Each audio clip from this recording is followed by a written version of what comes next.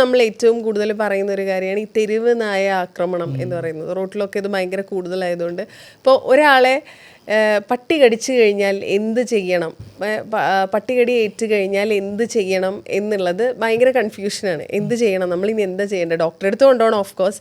അതിന് മുന്നേ ചെയ്യേണ്ട ഫസ്റ്റ് എയ്ഡ് ഉണ്ടല്ലോ, അതെന്താണ്? ഫസ്റ്റ് എയ്ഡായിട്ട് എപ്പോഴും ചെയ്യേണ്ടതെന്ന് വെച്ച് കഴിഞ്ഞാൽ അവിടെ ബ്ലീഡിങ് കാര്യമായിട്ടുണ്ടോ. എന്നിരുന്നാലും ആദ്യം ചെയ്യേണ്ടത് നന്നായിട്ട് സോപ്പും വെള്ളവും വെച്ചിട്ട് ഒരു 15-20 മിനിറ്റ്സ് കണ്ടിന്യൂസ് ആയിട്ട് റണ്ണിങ് ടാപ്പ് വാട്ടറിൽ വാഷ് ചെയ്തുകൊണ്ടിരിക്കുക. റൈറ്റ്, മോസ്റ്റ് 15 തൊട്ട് 20 മിനിറ്റ് കണ്ടിന്യൂസ് ആയിട്ട് റണ്ണിങ് ടാപ്പ് വാട്ടറിൽ സോപ്പ് ആൻഡ് വാട്ടർ. ഇത് നമ്മൾ പേടിക്കുന്നത് എന്താണെന്ന് വെച്ച് കഴിഞ്ഞാൽ ഈ തെരുവ് നായ കടിക്കുമ്പോൾ റേബീസ് എന്ന് പറയുന്ന വൈറസ് ഉണ്ടോ എന്നാണ് നമ്മൾ പേടിക്കുന്നത്.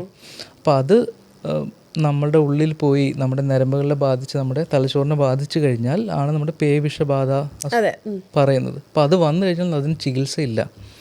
It is a very preventable thing. ഇപ്പോൾ പ്രിവെൻഷൻ ആദ്യം നമ്മൾ ചെയ്യേണ്ടതെന്ന് വെച്ചാൽ നന്നായിട്ട് കഴുകുമ്പോൾ തന്നെ ഈ സോപ്പ് കൊണ്ട് തന്നെ ഈ വൈറസിൻ്റെ കവറിങ് അങ്ങ് പോകും.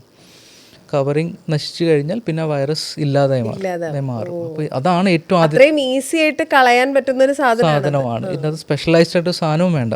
അപ്പോൾ ആദ്യം തന്നെ സിമ്പിൾ അല്ല, അത് ഒരു step. Because if it's very deep the saliva is going to hit deep, so you can't wash that, no, but that has to be done primarily.